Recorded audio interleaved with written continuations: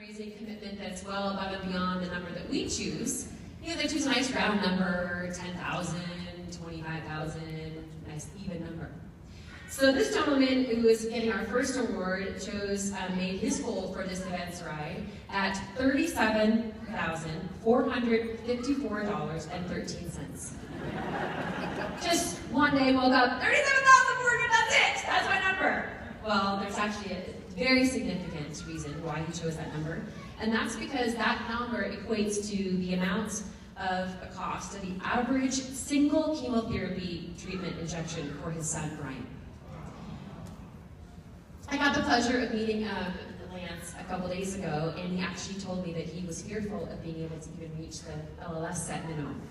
So his son received 12 of those treatments, and so it's his first time doing team and training, and his big goal of $37,000+ was exceeded. He was actually able to blow that out of the water.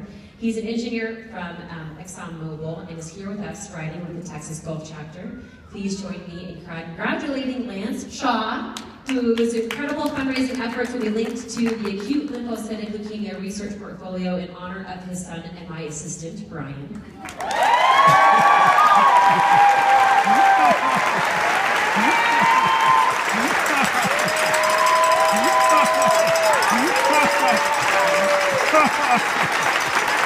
Lance raised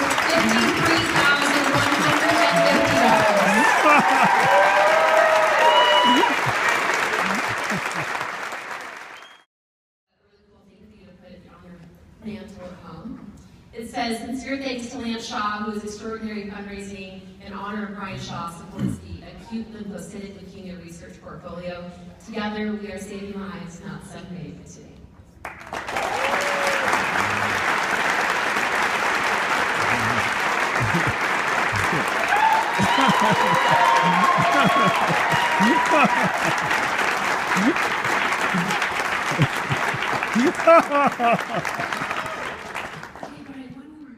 So our final speaker of the evening, we met a little bit earlier, and now he's going to get a chance to tell us his story himself.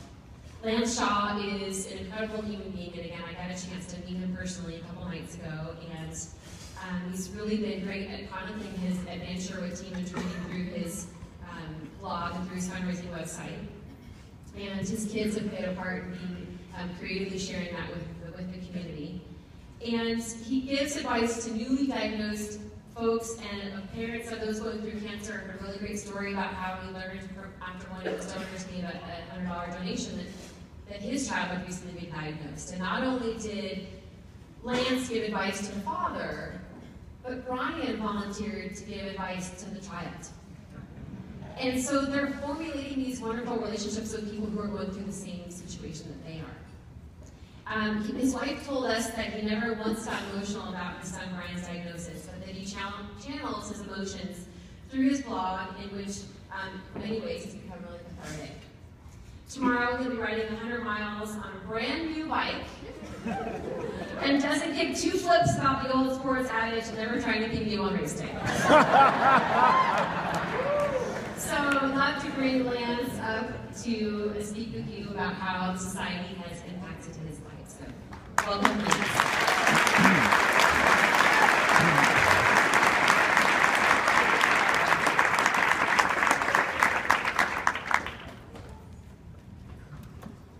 I'm doing a lot of things for the first time this weekend.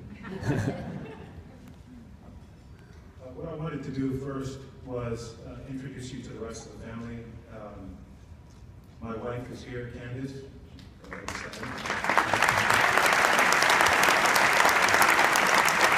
We have also our daughter, Jada.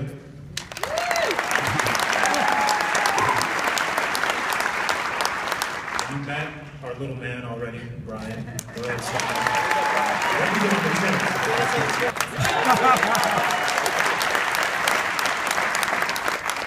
Texas Gulf Coast chapter.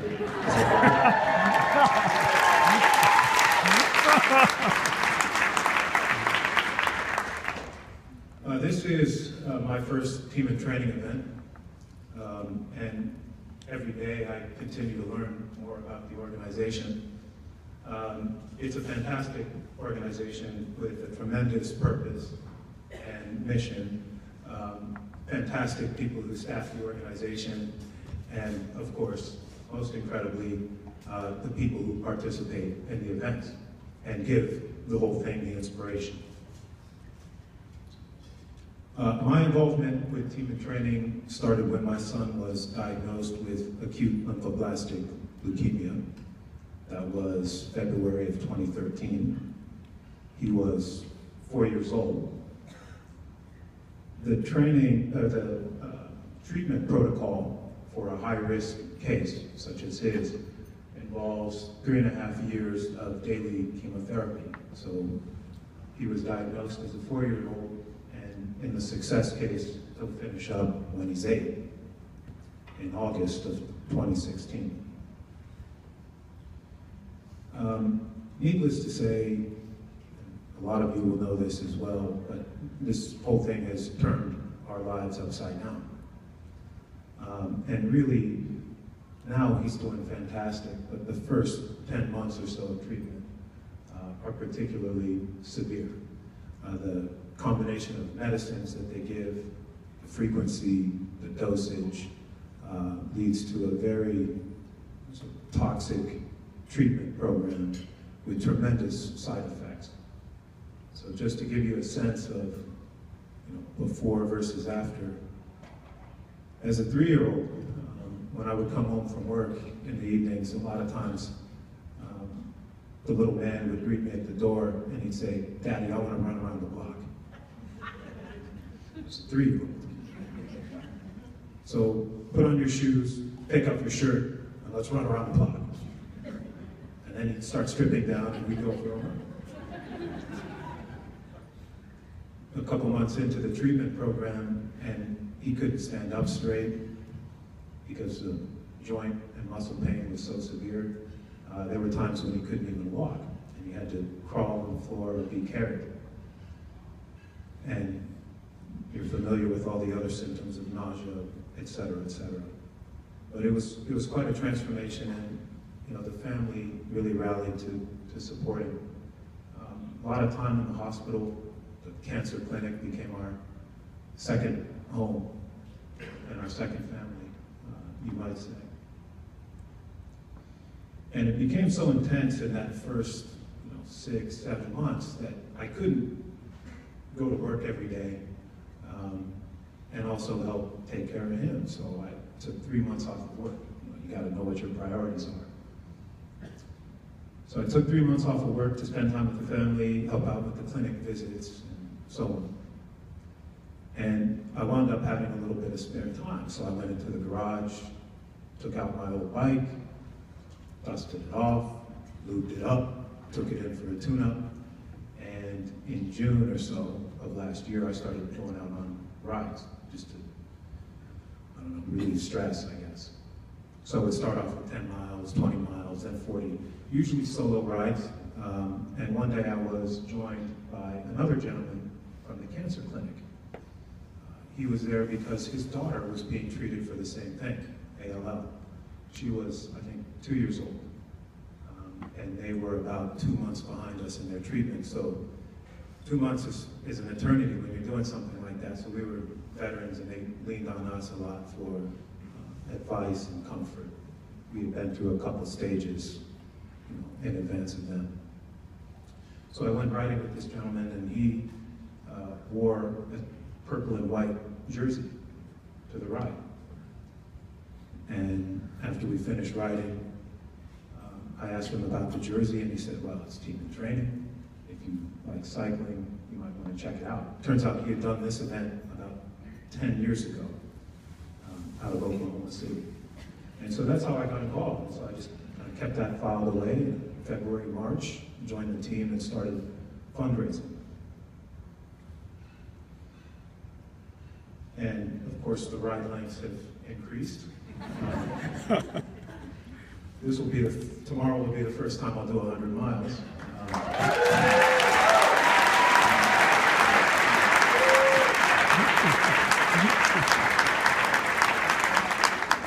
But I've got a new bike, so it should all be good.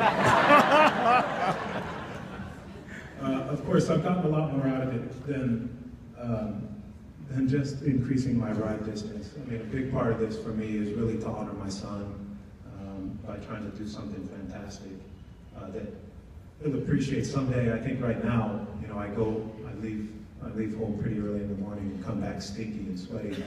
But hopefully someday he'll appreciate it. But of course, it's also to help you know, other children and families who will be going through something similar in the future. As Andrea mentioned, you know, 50 years ago, 60 years ago, the outlook for somebody with high-risk ALL was completely different than it is today. He's doing fantastic, and a lot of that is because of the support and fundraising of folks like you. And what we do today, of course, will accelerate those treatments for people in the future so that they won't have to even go through this. I guess the other thing that I discovered along the way in fundraising is just the tremendous generosity of people who donated to the campaign. A lot of people I thought would donate money did not. But a lot of the really big fundraisers were people I hadn't talked to in 5 years who were just really heartbroken to find out what had happened to our son and to our family and wanted to do something. So this is as much for them as it is for anybody else. And I think, you know, all of that, all of what we're doing and what you all are doing is, I would say, a demonstration of a philosophy that the little man and I came to one day in a conversation in the Shaw family bathroom. So I'm going to take you inside the Shaw family bathroom. About 2 or 3 months into his treatment, a lot of side effects, but his hair started falling out, slowly at first, you know, where you could tug on it and you could yank out a few strands of hair. But then it got to the point where every morning when he woke up, there was a fresh patch of hair on the pillow. And he had wonderful, long, curly hair. I mean, it was fantastic. You know, like the models or something in the shampoo commercials. He was great. And it started falling out, and it got to the point where it was just really started to look disgusting. So, so I took my clippers and said, you know, today's the day, we're going to shave your head. And he was okay with it at first. We set him up on a bar stool. My wife was there, my daughter was there, and I started shaving his head, and he started crying.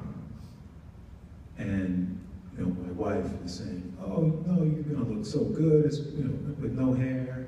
You're going to look just like Daddy." And he could put 2 and 2 together. He knew that wasn't. It can't both be possible. Right? You can't look like Daddy and look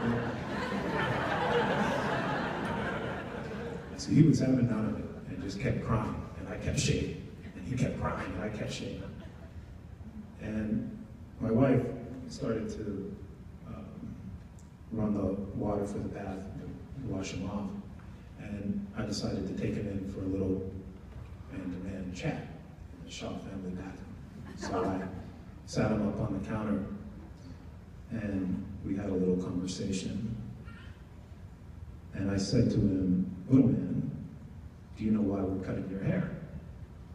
And he said, "No." I said, "Well, it's because it's falling out. Do you know why it's falling out?" And he said, "No." I said, "Because you're taking chemotherapy medicine. Do you know why you're taking chemotherapy medicine?" And he said, "No." But he stopped crying. And I said, "You're taking medicine because you have cancer. Do you know why you have cancer?" And he said, "No."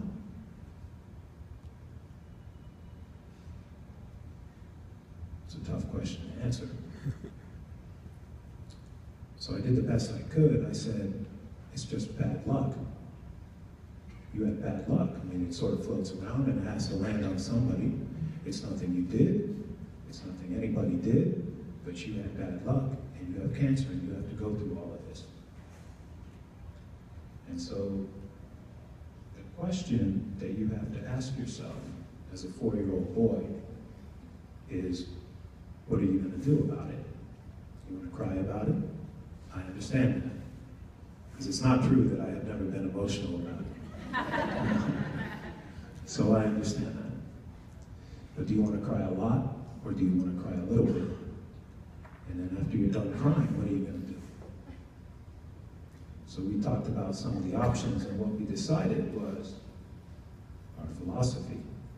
So we would try to turn bad luck into something good. So that was what we decided to do in the Shaw family bathroom that day. I went on to try to pump him up and tell him that, you know, when he was 8 years old and his hair grew back in, and everybody loved it again. He would be what they call a badass, and we had a conversation about why that would be a good thing.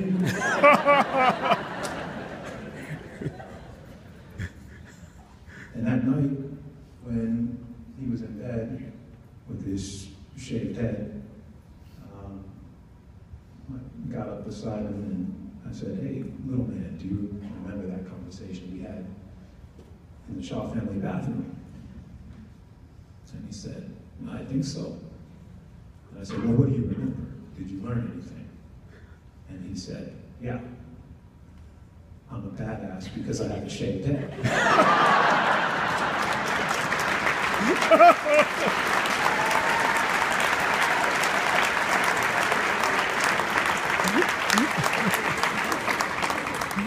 Following the year.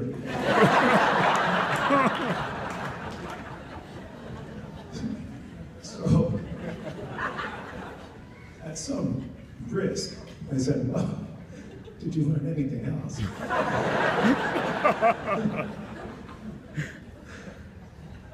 Oh, look at him. He said, "Yeah, I should turn bad luck into something good."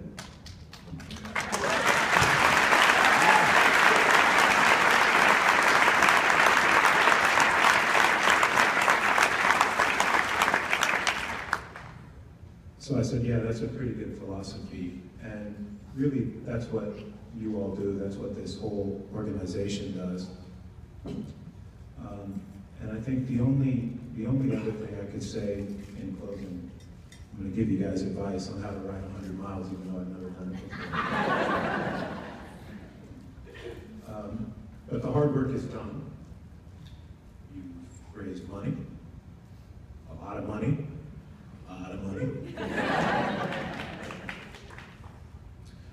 You've put in hundreds of training miles. You've abstained or moderated your consumption of alcohol in the past several days, hours.